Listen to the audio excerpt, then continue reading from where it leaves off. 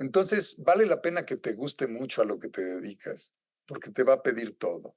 Y claro que hay momentos difíciles, pero digamos que rendirse no es opción, porque si tú no crees en ti mismo, no va a creer nadie.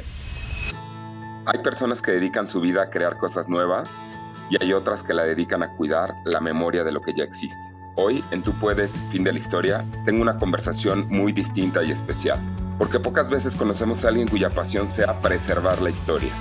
Documentos, libros, fotografías, colecciones, objetos que cuentan quiénes somos y de dónde venimos. Hoy platico con Carlos Mijares, fundador y director general de Editorial Marco Polo, una empresa mexicana especializada en conservación de patrimonio cultural.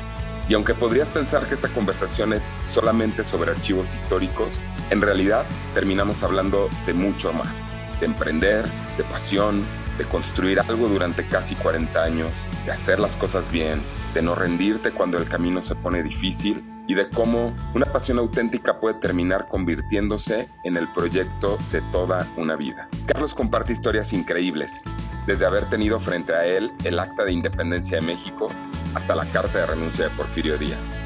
Ojalá disfrutes mucho esta plática. Esto es Tú Puedes, Fin de la Historia. Carlos, bienvenido. Este podcast se llama Tú Puedes, Fin de la Historia. Preséntate, por favor. Con muchísimo gusto, tocayo. Antes que nada, agradecer la invitación. Me parece muy interesante su proyecto y por supuesto que me presento. Yo fundé Editorial Marco Polo en 1980 y le dimos a partir de 1989 la especialidad de enfocarnos en la conservación del patrimonio cultural mueble. Comenzamos vendiendo materiales para conservación de archivos fotográficos, de ahí pasamos a conservación de documentos, a conservación de libros, y fundamentalmente lo que hacemos es vender soluciones de conservación preventiva, es decir, fundas, cajas, materiales, adhesivos con cualidades físicas y químicas específicas que requiere la ciencia de la restauración y de la conservación del patrimonio cultural. Es una especialidad que en México está muy desarrollada y muy reconocida a nivel internacional y que cuenta con varias escuelas. Entonces, ¿qué es lo que hacemos nosotros? Brindarle a los archivos, bibliotecas, museos, centros de documentación públicos y privados y a los coleccionistas, galerías de arte, soluciones para la conservación de sus colecciones, que pueden ser muy diversas, porque pueden ser de materiales gráficos, fotográficos, película cinematográfica, arte plumario, en fin, colecciones de textiles, de escultura, de madera. Okay. ¿Sí? A eso nos dedicamos en Marco Polo y tenemos ya 36 años enfocados en ese mercado específico en el que hemos trabajado de la mano con los restauradores. Nosotros no hacemos restauración. Nosotros tenemos socios y asesores restauradores que nos guían en los distintos proyectos específicos que vamos ofreciendo y que va solicitando nuestra clientela. Perfecto. Ustedes crean el ambiente para que cada vez se necesite menos restauración, me imagino, de este patrimonio. Exactamente, ¿Verdad? exactamente. La conservación preventiva está orientada a que tú no tengas que restaurar el bien. Porque como decía Ruskin, si nosotros cuidamos a nuestro patrimonio, no va a ser necesario restaurarlo. Entonces, si cuidamos las condiciones medioambientales en las que exhibimos la pintura, si cuidamos las condiciones medioambientales en las que conservamos colecciones de libros, documentos, fotografías, textiles, vamos a tener una colección sana que va a perdurar por mucho tiempo. Ok, Entonces, básicamente nos orientamos hacia eso. ok. Voy a entrar mucho a nivel de detalle en eso, pero, ¿sabes? Me encantaría empezar por el principio. Entonces, me platicabas que estudiaste leyes, ¿no? Tú pensaste que ibas a ser abogado, me imagino, en algún momento de la vida, y luego migras a crear Marco Polo. Cuéntanos qué hay detrás de, bueno, estudié una carrera y cuándo te das cuenta que quieres migrar a hacer lo que hoy haces, ¿por qué? ¿Qué sucedió? ¿Qué hay detrás de esto? ¿Por qué no pusiste una pizzería? Bueno, pues la vida te va llevando. En realidad yo estudié derecho porque me gustó la carrera, porque me gusta la materia jurídica, porque yo quería tener una formación académica universitaria, Ujú. pero no tenía específicamente el propósito demasiado claro de dedicarme a la postulancia en el foro. Pero, desde luego, a todos los abogados nos gustan los documentos, nos gustan los libros, nos gustan los papeles. ¿Por qué? Pues porque el derecho se fundamenta en documentos. Así es que, y nos gusta la historia. Entonces, con mi gusto por la historia y por los papeles, me fui relacionando con archivos antiguos y me fueron llamando la atención los documentos y las colecciones. Y en un momento dado de mi vida entendí en una conferencia a la que me invitaron, que era una conferencia internacional de conservadores, que esto requería de una especialidad, que esto era una materia muy compleja y que requería de conocimientos profundos y que había toda una ciencia detrás del tema. Y me acerqué a ese mundo y me resultó fascinante. Entonces, como también me interesaba la empresa y yo tenía experiencia de haber desarrollado ya un negocio propio, dije, pues voy a ensayar, traer y fabricar materiales para esto y voy a tratar de ir ofreciéndolos a este mercado a ver cuál es el eco. Y así comenzó, por una afición mixta entre la historia, el gusto por la industria y por el comercio y el interés por la memoria. ¿Qué tan difícil para ti fue en determinado momento decir, bueno, voy a migrar de mi profesión a emprender? A emprender en algo que yo no sé de qué tamaño es el mercado, yo no sé, pero a soltarte de, déjame decir, la seguridad tal vez de ejercer tu profesión a emprender. Para ti, ¿qué tan difícil fue, qué tan retador o no? No, por supuesto que fue retador y difícil. El inicio siempre es difícil, pero digamos que el ánimo de emprender, la determinación fue clara. Lo difícil fue lograrlo y ha Sí, sido lograrlo, sí. porque nunca acabas de lograrlo. Digamos, aunque tengamos casi 4 décadas en el tema, no importa. De cualquier manera, los retos son sucesivos y van creciendo. Pero te digo, el gusto por emprender era algo que yo ya había iniciado, porque en el 77 puse un negocio y lo saqué adelante. Entonces yo ¿De ya qué? tenía Perdóname que te pregunte. de materiales promocionales, Ok, de nada que sellado ver. electrónico, de vinil. No, nada que ver, pero a la vez ya tenía la experiencia de lo que era arrancar un negocio de la nada. Ujú. Entonces dije, bueno, pues viene otra oportunidad, ¿por qué no? Con la experiencia, los contactos, porque bueno, las alianzas y los contactos en el mundo empresarial son importantes, ¿no? Sí, Así es que seguro, así fue como me lancé. seguro. Y me imagino que una pasión grande, estoy hablando por ti, por esto de la historia y por esto, ¿no? De todo esto que genera el sentimiento de convivir con documentos antiguos, con la historia, con todo esto, porque bien pudiste haber seguido con los materiales promocionales, pero Sí, migraste a esto, me imagino que en el corazón algo te latía, ¿no? ¿O no? absolutamente. Yo me crié en un ámbito donde había gusto por los documentos antiguos, porque mi padre heredó un archivo de su familia Ok, que era de su tatarabuelo. ok. Entonces tenía documentos desde el siglo XVI. Y yo me relacioné cercanamente con esos documentos porque mi padre se dedicó a rescatar ese archivo y me enseñaba las diferentes grafías, los sellos y los contenidos de documentos muy antiguos con pues un halo mágico que tienen para quienes nos gusta lo antiguo, esas firmas que te das cuenta que hicieron hace 400 años y que tú puedes leer y comprender Ajá. el texto y lo que dice, ¿no? El contenido. Entonces, el rescate de ese archivo por parte de mi padre, después lo supe, tuvo una influencia determinante en que a mí me llamara la atención la memoria histórica, porque mi gusto por la historia era desde niño. Clavado. Pero claro, yo me crié mucho con mis abuelos y mis abuelos pues eran el contacto con el pasado. Las generaciones anteriores nos influyen Ajá. y en este caso lo hicieron conmigo. Padrísimo cómo migraste a esto y a crear Marco Polo. Déjame hacerte una pregunta técnica en este momento. Hace 100 años, ¿cómo se preservaba el patrimonio cultural, el patrimonio mueble? Me imagino que la tecnología hoy permite hacer cosas que hace 100 años probablemente no se podían hacer. Si fuera así, se preservaba o no? ¿Cuándo se comenzó a preservar el patrimonio cultural mueble? ¿Hace cuántos años y cómo era? Si es que tienes algo de información. Por supuesto que sí. Yo te diría que se preservó desde un principio porque el elemento fundamental de la preservación es la atención y el cuidado. Ok. ¿De quién? Pues de quien tiene a su cargo la colección, sea el propio coleccionista o sea el encargado del museo o de la institución de que se trate. El tema es atención y cuidado, y hace 100 años era mejor que hoy. A ver, cuéntame. Empezando por ahí, digamos, los archivos del siglo XIX que estaban cuidados, estaban conservados en unas carpetas de pergamino y en unas carpetas de cuero perfectamente trabajadas en un papel de alta calidad. La calidad de los papeles se degradó a principios del siglo XX con el advenimiento del papel de celulosa. Los papeles coloniales tienen una resistencia que nos permite seguir hojeando expedientes del siglo XVI, porque eran papeles de algodón y de cáñamo y de lino.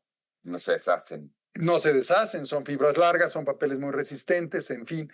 Pero llega la industria, los intereses industriales que desarrollan el papel de fibra de celulosa, el papel de pulpa de madera, que es un papel que se degrada, que es un papel que se desarrolla esa industria fundamentalmente para darle materia a los periódicos, que era una gran industria. Entonces la apoya William Randolph Hearst en los Estados Unidos y se crea la industria papelera y es un boom, sí, pero un boom de un papel que naturalmente está destinado a los periódicos que no son permanentes. Los periódicos es algo para que lo leas y luego empaques una vajilla y lo uses de material de relleno, Sí, digamos. sí. Entonces, para los conservadores de las hemerotecas es un reto enorme porque tienen que conservar documentos que están en un soporte que tiene una fibra muy cortita y que se oxida y se vuelve amarillo. Cualquiera que deje un periódico en la azotea de su casa o que le pegue el sol en una ventana por 15 días se pone amarillo, entonces ya se oxidó. Eso, te digo, hace que los documentos del siglo XIX en general y siglos anteriores estuvieran mejor conservados. Wow. Pero el medio ambiente no afectaba aún y cuando entiendo que la calidad era mejor y ayudaba mucho, pero simplemente por estar expuestos no corrían riesgo. Sí, pero también el medio ambiente es una cuestión. Yo lo comentaba con el desaparecido conservador Ángel Fuentes, decía, que fue mi maestro, que, como decía, hacían lo que nuestras madres. ¿Qué hacen nuestras madres?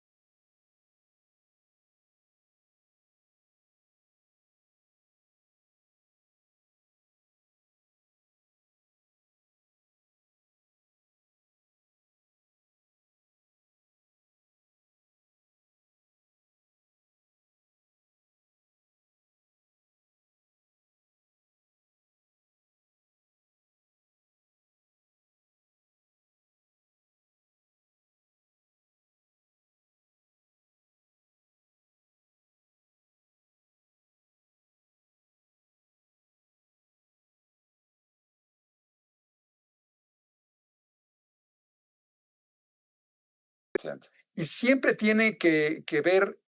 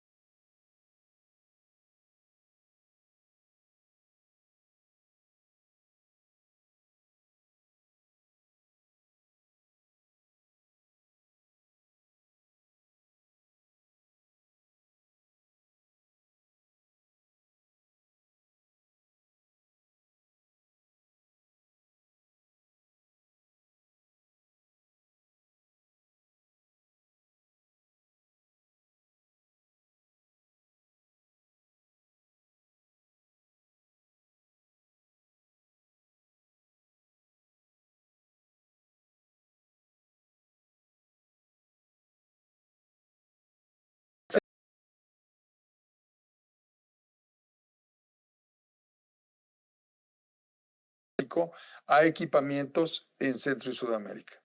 Wow. Igual museos y todo Sí. esto. Llevarla, pero